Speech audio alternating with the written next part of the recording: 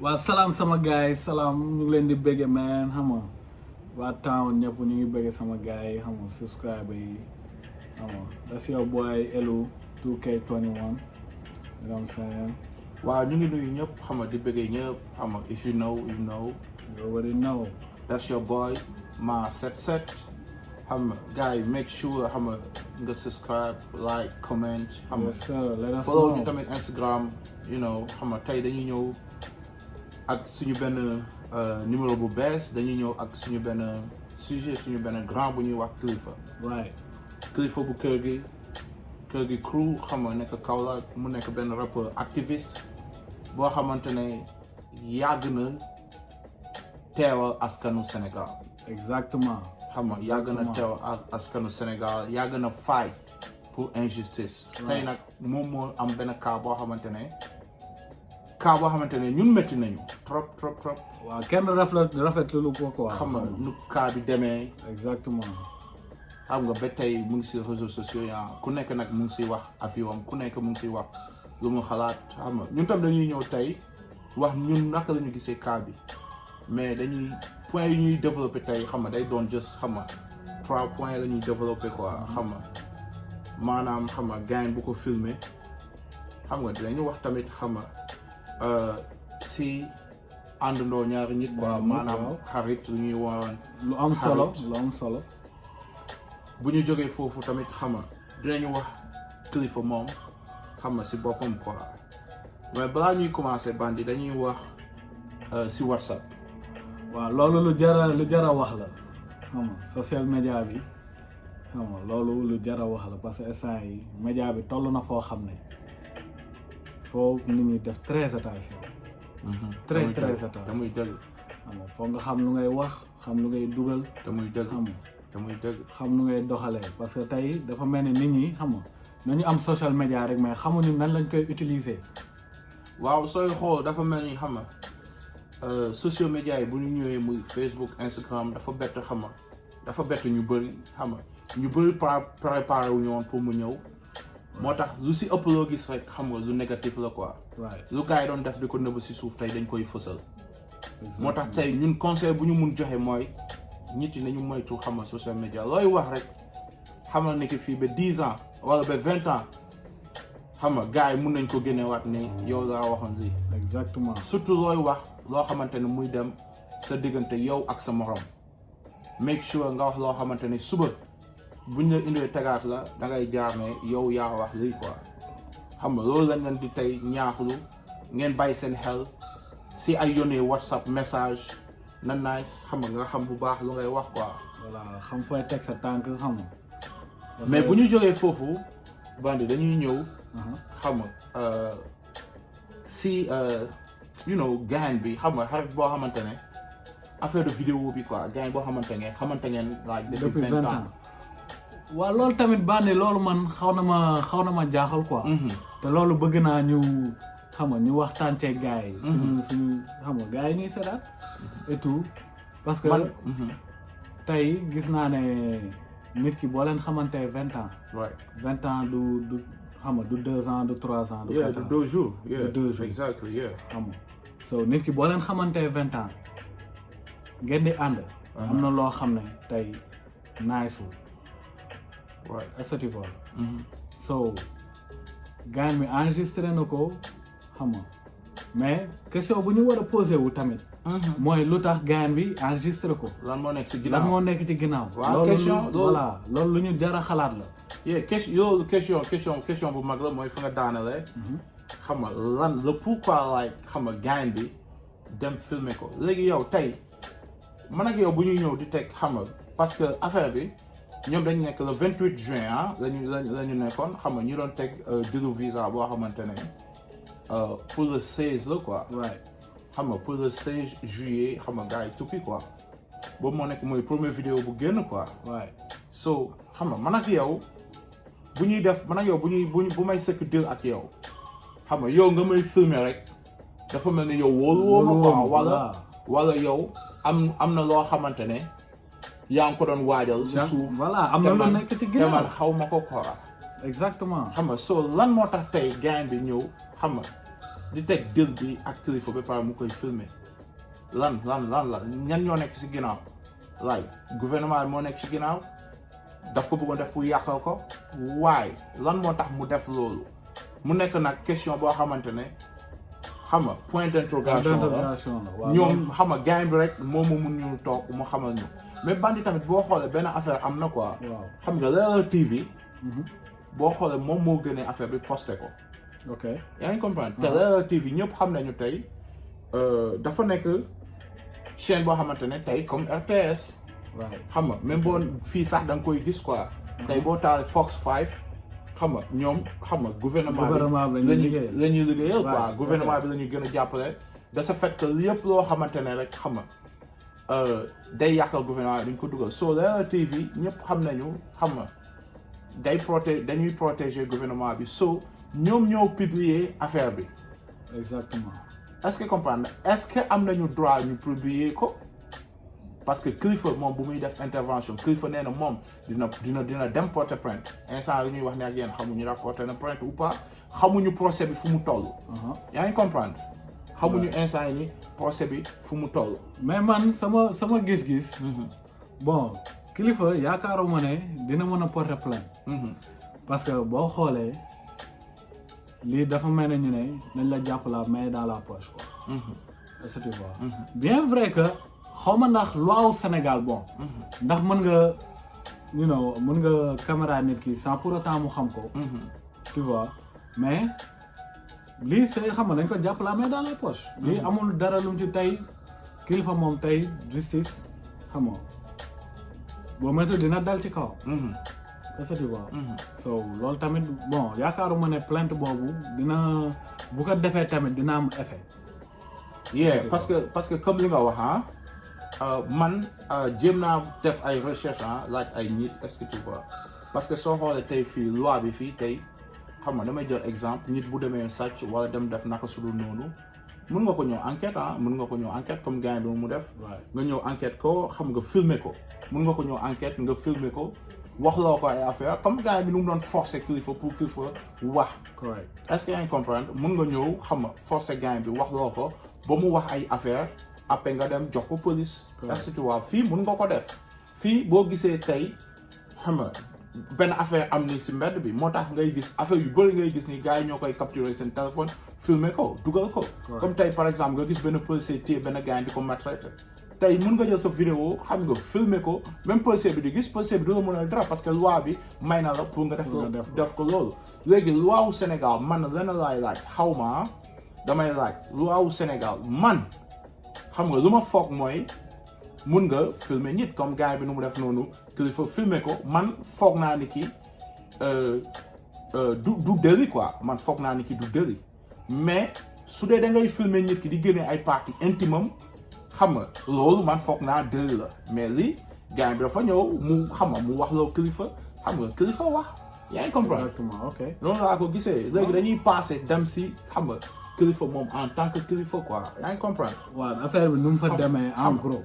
xam nga Kilifeu bandi lenn laay wax quoi Kilifeu doon na tey benn gars boo xamante ne ku ñu respecté la comme ni mu ko waxee. exactement Kilifeu Sénégal dañ ko respecté parce que fu ko Sénégal soxla Kilifeu dafa doon génn xeexal Sénégal. yaa ngi comprendre. léegi nag lii du lu bees si Sénégal. ñambaas lii la ñuy wax ñambaas yaa ngi comprendre da ngay xool booy da ngay xool ay musiciens yu bëri buñ doon tukki Sénégal yi loolu Sénégal du lu bees Sénégal yëpp xam nañ ko ay musiciens yu bëri buñ doon def dil yooyu quoi buñ doon tukki dañuy ñambaas dañuy jël par exemple ay 2 personnes 3 personnes 4 personnes dugal leen si groupe bi boole leen comme si orchestre bi la ñu bokk te bokkuñu fa yaa ngi comprendre pour ñu am visa tukki ñee dañuy dem bu ñu eggee foofu daw xam nga ñeneen ñi dañuy dem ñëwaat pour ñu mun a am tampon visa ñu ne ok ñii ay musiciens la ñu tukki nañu dem nañu ñëwaat loolu xam nga Sénégalais yi gars yi musiciens yu bëri yàgg nañu def genre délit yu mel noonu. so du lu bees quoi du loo xamante ne lu bees ci Sénégal la quoi mais tey Kilifeu ak Kilifeu nu mu yàggee représenté Sénégal xam nga ñu xamee Kilifeu ci un gars boo xamante ne dafa dëggu. ñu xamee Kilifeu ci benn gars boo xamante ne dafa dëggu ñu xamee ko ci benn ton boo xamante ne xam nga à chaque fois bu population bi soxla Kilifeu day ñëw xam nga cause tension bi xam nga xeexal population bi mais tey c'est vraiment dommage xam nga ñu gis ay cas yu mel nii xam nga ñun leeruñu xamuñu ndax Kilifeu yaa ko def xamuñu ndax defoo ko mais franchement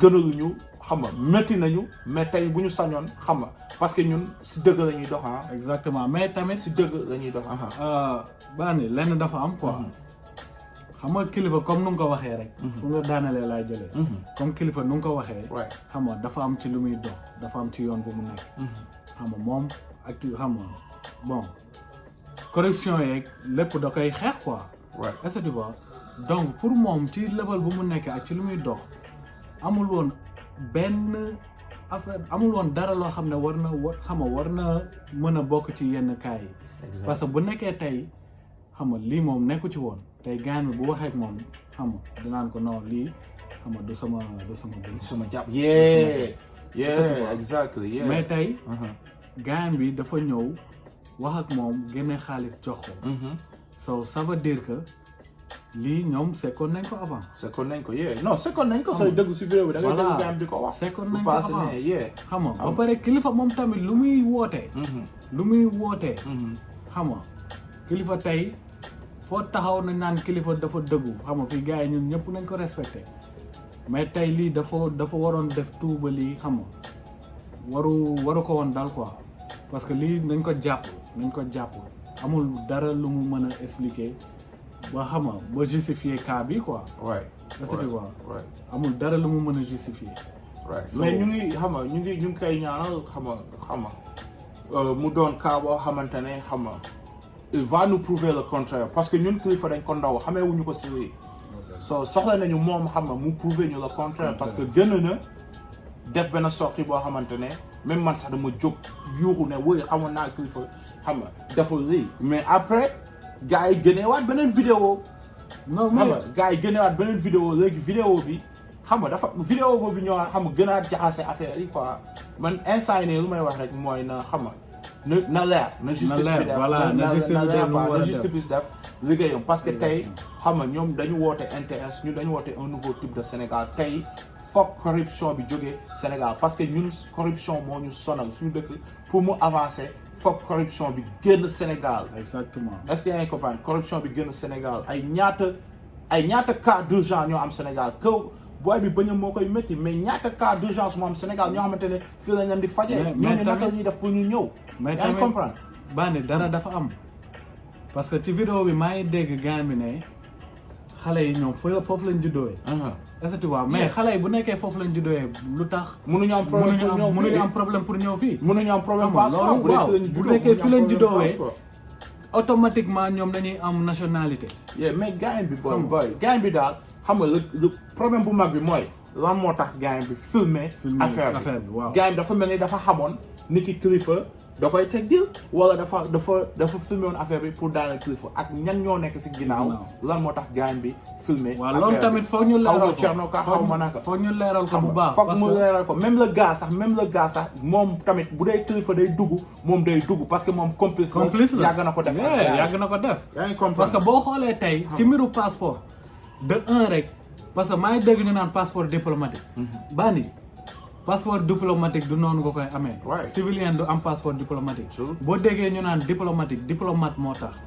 xam nga tey pour nga am passeport diplomatique foog nga am lien ak état maanaam ngay liggéey ci état xam nga wala nga am lien ak état te passeport diplomatique du loo xam ne na nga koy jënd wala dara parce que tey boo ko waree ut. ministère ngay dem. ministère des affaires étrangères. yow éduqué bu ñu paree foofu dañuy dugg tey xam nga news yi quoi. voilà xam nga dañuy ñëw news xam nga USA news mais dañuy ñëw si Kanye West booy wax ñu tuuti si Kanye West. waaw Kanye West man xam nga from Chicago you know what I'm saying xam nga Kanye West instant moom mu ngi door benn album bu bees bu ñu naan Donda. xam nga yaayam la ko tuddee yaayam bu gaañu. Donda rest in peace. so waaw instant nii ci la nekk di door bon gars yi ñu ngi xaar pendant 2 semaines xam nga Kanye West nee na da koy génn mais ba léegi daal. bon génnagul. mais album bi tey la war a génn mais lan moo graaw si affaire bi Kanye West dafa jël Mercedes Benz. Mercedes mooy stadium bu gën a mag ci Atlanta. waaw xam nga foofu la dem dëkk fa quoi xam nga foofu la dem dëkk fa pendant 1 mois ñaata lay fay. booy Kanye West mu ngi fay $1 million. damn da nga may nax a day. $1 million loolu tey boo ko xayma ci xaalisu Sénégal. maanaam ay 100 millions quoi lay fay par jour. ci benn néeg bu ndaw pour rek enregistrer album am. mais Kanye West billionnaire la. am na xaalis billionnaire la. xam nga loolu sonalu ko. mais pour rek nga fay $1 million par jour ci loo xam ne xam nga saal bee ko ëpp. loolu booy that's crazy. mais léegi def na deux release party mais xam nga gars yi daal nee nañu xam nga album bi moom xam nga dina dóob album bi dina nekk fire dina nekk hit. xam nga mais ku xam tamit Kanye West xam nga Kanye West nga xam ne Chicago xam nga judo. waa Chicago rek you know say. you know et puis xam nga moom marié woon ak xam nga Kim Kardashian. you know xam nga te et puis temps nii rek dañu bàyyante so xam nga Kanye West moom xam nga high level la man. album bi mu ngi ñëw xam nga. te dina dope quoi bëri na ay featuring yoo xamante ne def na ko si album bi. xam nga album bi dina dope léegi bu ñu jógee foofu dañuy ñëw si Dababy. waaw Dababy maa ndigga. Dababy. non Dababy copain xam nga moom vraiment instant lu ko dal dafa grave parce que xam nga fii Amérique c'est différent. fii Amérique c'est tey bu nekkoon Sénégal gars yi dañuy kontaan ci moom. mais comme fii Amérique booy xam nga borom ñaari tur yi ñoom ñoo yilif dëkk bi. est-ce que tu vois. am nañ fi doole voilà am nañ fi doole donc Dababy lu mu def mooy dañu amoon concert Rolling Loud. mooy benn festival la buy am Miami. chaque année léegi voilà léegi Dababy taxaw ci concert bi ne bu nekkee borom ñaari tur nga xam nga ñëw fii. xam nga pour def affaire yaa ma gën a xam rek. xam ba pare nga ñëwaale fii indaale feebar maanaam Sida. foofu noonu la ko waxee. xam nga voilà amul cool yow pas di war rek. léegi loolu nag ñu bëri communauté LGBT bi ñu bëri nañ ko ñaawlu xam nga communauté aise bi tamit nañ ko ñaawlu ba tax na tey festival bu am ci dëkk bi moom nañ ko cancel. dañ ko drop. festival yu bëri. est-ce que yaa ngi comprendre te loolu xaalis bu bëri la. xaalis ay millions la ñàkk foofu ay millions la ñàkk. dem na baalu gars yi ba sonn mais ba léegi gars yi bon ñoom kiiwuñu ko quoi. parce que apologize na baalu na gars yi 3 fois. xam nga baalu na gars yi 3 fois mais gars yi xam nga gars yi bañ ko baal quoi. parce que est-ce que yaa ngi comprendre mais tamit. gars yi tamit parce que am na ay rappeurs yu bëri yu génn am na benn gars bu ñu ne Quavo xam nga. waaw Quavo Boozy xam nga. même T.I. même Boozy moom lu mu ci wax mooy. xam nga gars yi lu ñuy def c'est pas normal. xam nga parce que tey apologize na wax na apologize na mais dafa mel ne dafa am lu nekk ci ginnaaw. parce que tey buñ ko cancelé ndax LGBT tey yeneen festival yu am seen kii day ëpp quoi. xam nga ticket yi dañuy gën a def kon yi xam nga gars yi dañuy gën a kontaan day gën a yokku gars yi dañuy gën a kontaan. de ce fait que xam nga bon instant yi cancel nañ ko même am na benn marque close Boohooman moom tamit xam nga cancel nañ. partenaire la woon xam nga nekkoon na foofu. cancel nañ ko et tout tamit xam nga fu mu nekk nii daal gars yi Dababy xam nga du Lil Baby nag xam nga Dababy xam nga gars yi génnee nañ ko. xam nga si xam nga concert yu war a am si année bi yëpp yoo xamante ne moom kii woon na ko xam nga gars yi ñu ngi koy drop defe naa nag instant nii xam nga duñ ko génnee si xam nga si Spotify xam nga duñ ko génnee like daal si stream rajo yi quoi ndax mu mun xam nga gagné xaalisam quoi parce que lu mu wax tamit xam nga lu mu wax garaawul quoi ku nekk ak noo koy jël mais moom xam nga d'accord na nit ki def na erreur xam nga baalu na mais ba tey gars yi xam nga. parce que xam nga parce que da nga war a xam dara tey booy fii ñoom ñooy diriger àdduna bi. so ñoom rek ñoom boo waxee ci ñoom. duñ la prendre à la légère. right so next dañuy dem xam nga si Rihanna. Rihanna sexy man girl. I love her boy. Rihanna bro she bad man. waaw Rihanna moom instant yi bandi. Rihanna billionnaire la. boy billionnaire. du billionnaire du millionnaire. waay milliardaire. xam nga. Rihanna instant yi xaalis bi mu yor bon xam nga te loolu lu ko may mooy Fenty Beauty parce que Rihanna boo xoolee gëj na génn album gëj na génne album moom mu ngi ci affaire cosmétique bi affaire clothes xam nga affaire yooyu te looloo ko jox billion. yeah Rihanna xam nga à part musique dafa am benn business bu muy def xam nga business bi ñu ngi koy tuddee xam nga Fenty Beauty xam nga Fenty Beauty xam nga moo ko jàppale ba tey mu nekk xam nga milliardaire léegi mooy xam nga adduna bi dafa dox ba nga xamante ni du liggéey kese moo la may xaalis parce que moom liggéeyam woy la waaw est-ce que yaa ngi comprendre du liggéey kese moo la may xaalis war nga mun créer yow li nga xamante ne tey boo tëddee nelaw sax xaalis day dugg si voilà. so loolu naka nga koy créer mooy nga am tey li ñuy wax like e-commerce nga am e-commerce nga parce que tey lépp online la nga xool nooy créer benn shop boo xamante ne xam nga shop boo xamante ne mun na nekk xam nga Shopify day nekk online boutique moom la ñuy ne e-commerce online boutique nga xamante ne mun nga ko créer teg foofu xam nga ay affaire di ko jaay parce que aduna bi noonu la boo tegee foofu ay affaire di ko jaay xam nga da ngay dugg ñu ki commandé yow yaa ngi tëdd di nelaw sa xaalis dugg xam nga mu viré la gars yi viré ko xam nga mu jeexal Rihanna loolu moo ko may tey xam nga mu doon xam nga milliardaire quoi xam nga waaw bu mu paree nag xam nga marque bi you already know what it is. xam nga ma 77 te yellow bi la ñu may. you know what it is xam nga ak jëla yi xam nga jógee foofu dañuy ñëw jox la Nike xam nga bi mooy Nike Dunk High. bi mooy xam nga check it out man. yeah bi mooy Game Royal. the high top you know what I'm saying. waaw bi dafa soxal bleu bu soxal la am na bleu. yeah bleu ak blanc bi la xam nga. am na high top nag bi high top bi la am na tamit low. low top xam nga. yeah soo gisee xam nga ñu expliquer leen tuuti si Nike ni ñu koy defaree xam nga dafa am 3 façons daal yoo xamante ne xam nga moom la ñuy defar quoi bu ñu ñëwee xam nga si Nike bu ñu ñëwee xam nga si Air Force One ñëw si Jordan est-ce que yaa ngi comprendre. dafa am loo xamante ne moom la ñuy ne high comme bii nii bii high la. high top waaw. bii high top la so léegi boo amee high top di nga am loo xamante ne moom la ñuy ne mid moo xamante ne fii la yem xam nga genre yu nii ñu koy ne mid top ba pare mu am low top mais léegi nag fii ñu bëri low top bi la ñu gën a taamu parce que dañuy ne xam nga moo gën a nice boo soxee pantalon est-ce que yaa ngi comprendre xam nga mooy gën a nice mais ku nekk ak sa choix rek am na ñoo xamante ne high top moo la high top man you know xam nga man tamit high top moo ma gën a am na ñoo xam ne tamit mid la ñu like xam nga tey lii lañ leen indiloon you know xam nga MA77 ak LK21 you guys you know my man if you don't know now you know. All right you guys make sure you subscribe man and let us know what you guys think you know what I'm saying and the next video coming soon you guys stay tuned we got y'all.